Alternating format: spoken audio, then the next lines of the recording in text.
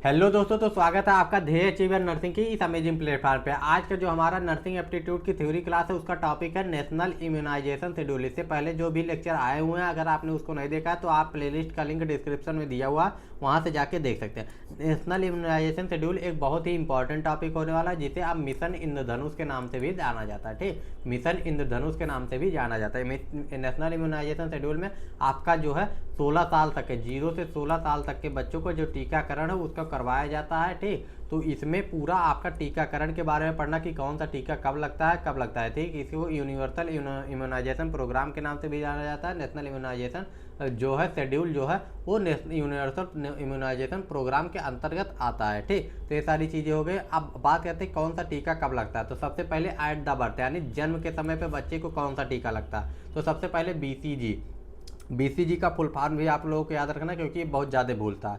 Bacillus Calmette Guerin. ठीक, तो bacillus Calmette Guérin जो है बीसीजी का फुल फॉर्म। बीसीजी का टीका किस लिए लगता है? आपका टीबी के।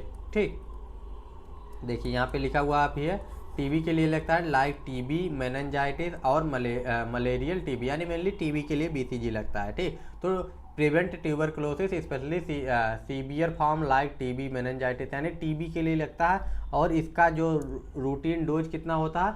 इंट्राडर्मल। इंट्राडर्मल का क्या मतलब होता है? एक आता है आपका आईएम, एक होता है आपका आईडी, एक होता है आपका आईवी, एक होता है सबक्यूटेनियस। इतने सारे फॉर्म होते हैं। आईएम का क्या मतलब होता है? जो इंट्रामस्कुलर यानी जो आपके मांस में लगता है। ठीक, जिसको कहते हैं मांस में सूलर। इंट्राडर्मल मतलब आपके चमड़े में लगता है। आईवी मतलब आपके बेन्स में लगता है, यानी आर्टरी, और जो है आपका बेन में लगता है। और ये आपका सबक्यूटेनियस जो होगा ये सबक्यूटेनियस फैट में लगता है। ठीक, तो ये सारी चीज़ें आपको क्लियर है ना? IM, ID, IV, SC. ठीक, तो ये आपका कहाँ पे लगता है? डर्मा, इंट्राडर्मल मतलब आपके जो है चमड़े के ऊपर लगता है। आपको अभी कभी अगर कोई जानवर या कुत्ता वगैरह काटा होगा तो उसके रेबीज का जो टीका वो भी लगता है। कितना डोज लगता है? डोज बच्चों में बहुत इंपॉर्टेंट है, 0.05 ml। ठीक, इसके लिए स्पेशल सिरिंज आते हैं, जब आप नर्सिंग करेंगे तो आपको पता चलेगा। Left upper arm. ठीक, लेफ्ट अपर आर्म पे ये लगता है, साइड भी आपको बता दिएगा। ठीक, तो एट द बर्थ पे आपका कौन सा लगता है? बीसीजी लगता है। दूसरा टीका आपका कौन सा लगता है? हेपेटाइटिस बी लगता है। बर्थ डोज हेपेटाइटिस बी का लगता है। किससे प्रिवेंट करता है? आपका हेपेटाइटिस बी से प्रिवेंट करता है। रूटीन डोज क्या है? 0.5 ml। वो क्या था? 0.05 ml था, ये 0.5 ml है। ठीक, और ये आपका कहाँ पे लगता है? थाई पे लगता है। ठीक, थाई पे लग रहा है। ठीक, समझ में आ गया ना? इसके बाद बर्थ पे एक और टीका लगता है, ओपीवी, ओरल पोलियो वैक्सीन। ठीक, ओरल पोलियो वैक्सीन जो क्या 0 डोज लगता है। ठीक, ओपीवी 0 के नाम से ऐसे लिखा होता है, ओपीवी 0। अब ये आपका ओपीवी 0 अगर लग रहा है, ठीक, तो पर्पज इसका क्या है? Protect against poliomyelitis. ओरल लगता है, ओरल 2 ड्रॉप इसको दिया जाता है बच्चे के मुंह में। ठीक, तो ये आपका हो गया। इसके बाद में आपका आ जाता है 6 वीक पे। तो आपका एट द बर्थ कितने कौन कौन से टीके लगे? पहला बीसीजी का टीका लगा, दूसरा आपका हेपेटाइटिस बी का टीका लगा। ठीक, इसके बाद में आपका जो है ओपीवी 0 लगा। ठीक, ओपीवी 0 लगा। रट लीजिए इसको, बहुत ही इंपॉर्टेंट है, यहाँ से आपके 2 क्वेश्चन बन सकते हैं मिनिमम। इसके बाद पेंटावैलेंट। पेंटावैलेंट में 5 आपके आते हैं। सबसे पहला आपका आता है डीपीटी, डिप्थीरिया टिटनस पर्ट्यूरिस। ठीक, यानी डिप्थीरिया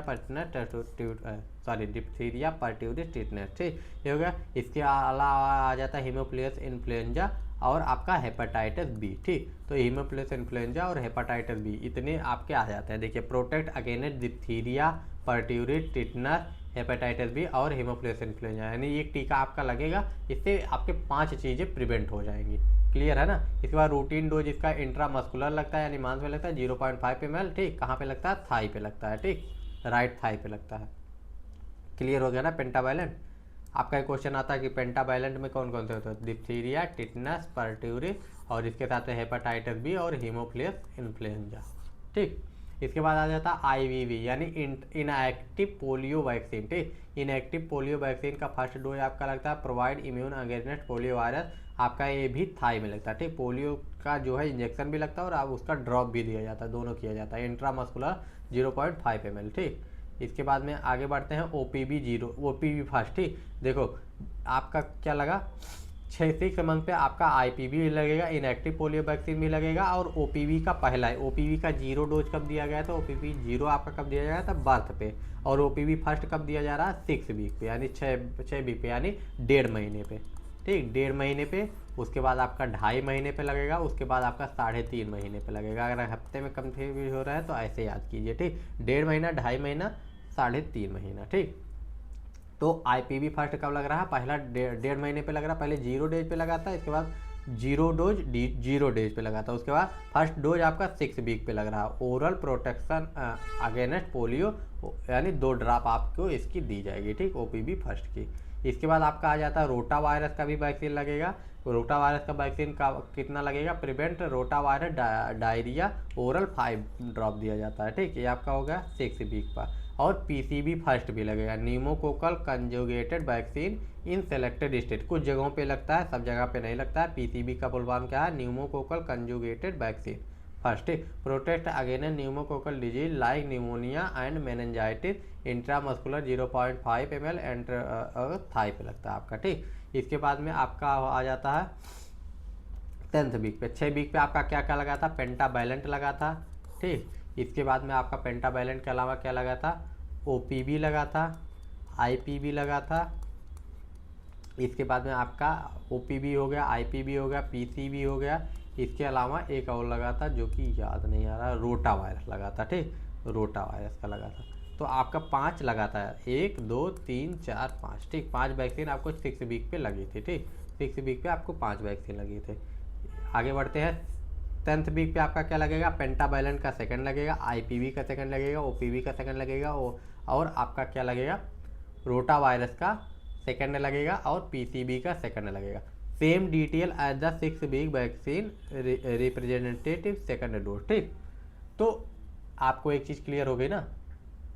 पहली चीज़ तो कि आपका जो सेकंड वीक पे लग रहा है, ठीक, जो आपका सेकंड वीक पे लग रहा है, सॉरी 6 वीक पे लग रहा है, वही आपका 10th वीक पे रिपीट होगा।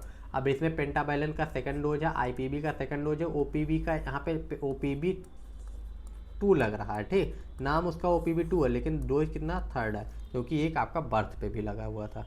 पेंटाबैलेंट में आपका कौन सा आता है? डिप्थीरिया, टिटनस, परट्यूरिस, हेपेटाइटिस बी और हेमोफिलियस इन्फ्लुएंजा। इसके बाद पीसीबी आपका आ जाता है, रोटा वायरस वैक्सीन आपका आ जाता है, ठीक। तो आपका 10th वीक पे वही लगेगा जो 6 वीक पे आपका लगा होगा। तो 6 वीक पे आपका 5 लगता है, पेंटाबैलेंट लगता है, आईपीवी लगता है, ओपीवी लगता है, रोटा वायरस लगता है, पीसीबी लगता है।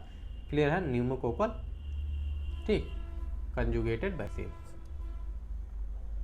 आगे बढ़े। 14 वीक पे आपका क्या लगेगा?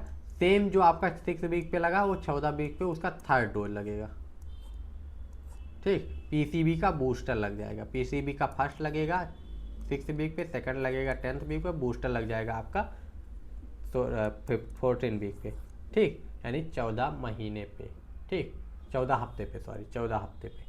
तो ये आपका हो गया पेंटाबैलेंट, आईपीबी, ओपीबी, रोटावायरस और पीसीबी का सेम टू सेम, यानी जो आपने 6 वीक पे लगाया उसको उसी को आपको 10th वीक पे लगाना, उसी को आपको 14 वीक पे लगाना, उसी का डोज। इसके बाद आगे बढ़ते हैं 6 मंथ पे। अब 6 मंथ पे आपका एक ही लगता है, विटामिन ए का फर्स्ट डोज लगता है, ठीक। तो रूट क्या होगा, डोज क्या होगा? ओरल होगा, 1 ml आपको दिया जाएगा, 1 लाख इंटरनेशनल यूनिट दिए। प्रिवेंट करता है आपका ये विटामिन ए, तो ये विटामिन ए डिफिशियंसी से प्रिवेंट करता है। इसके बाद 9 से 12 यानी 9 महीने से 12 महीने के बीच में, इधर जो आएगा उसके बीच में, जरूरी नहीं कि 9 महीने पे लगवाना, 9 से 12 महीने के बीच में भी आप लगा सकते हैं। मीजल्स रूबेला का फर्स्ट लगेगा, यानी एमआर फर्स्ट लगेगा, ठीक, प्रोटेक्ट करेगा मीजल्स से और रूबेला से, ठीक। इसमें आपको क्या चीज़ें याद रखनी है? आपको याद रखना कि मीजल्स का फर्स्ट डोज कब लग रहा है, कब लग रहा है मीजल्स फर्स्ट? आपका 9 महीने से 12 महीने के बीच में, ठीक। आगे बढ़े। अगला है जेई, जैपनीज इंसेफ्लाइटिस इन एंडेमिक डिस्ट्रिक्ट, जहाँ पे है जैसे कि गोरखपुर वगैरह में, गोरखपुर, कुशीनगर, पूर्वांचल एरिया में, यूपी के बहुत ज़्यादा है, ठीक। तो protect against Japanese encephalitis subcutaneous 0.5 ml, ठीक, लेफ्ट अपर आर्म में आपका लगता है। इसके बाद आपका जाता है 16 से 24 मंथ पे, ठीक। तो आपका 9 से 12 महीने पे आपका क्या लग गया? मीजल्स और रूबेला का एक डोज लग गया, और एक आपका जैपनीज इंसेफ्लाइटिस का फर्स्ट डोज लग गया। इसके बाद में मीजल्स और रूबेला का सेकंड डोज लगेगा 16 से 24 मंथ के बीच में, यानी आपका 1.5 साल से 2.5 साल के बीच में, ठीक, 1.5 साल से 2.5 साल के बीच में आपको इसको लगवाना है। इसके बाद में आपका जो आ जाता है सेकंड डोज लगेगा लॉन्ग टर्म इम्यूनिटी के लिए, मीजल्स रूबेला का सबक्यूटेनियस लगेगा, 0.5 लगेगा, राइट अपर आर्म हैंड पे लगेगा, ठीक। जेई का सेकंड डोज लगेगा, यानी जो आपका 9 से 12 में लगेगा, उसी का सेकंड डोज आपका कब लगेगा, 16 से 24 में।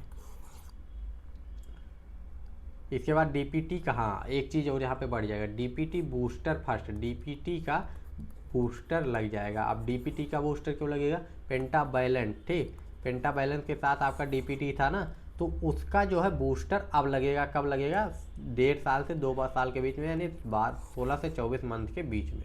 आगे बढ़े, ओपीवी बूस्टर आपका लग जाएगा, यानी ओरल पोलियो वैक्सीन का पहले 0 पे लगा था, उसके बाद 6 वीक पे लगा था, उसके बाद कब लगा था, 10th वीक पे लगा था, उसके बाद आपका 14 वीक पे लगा था।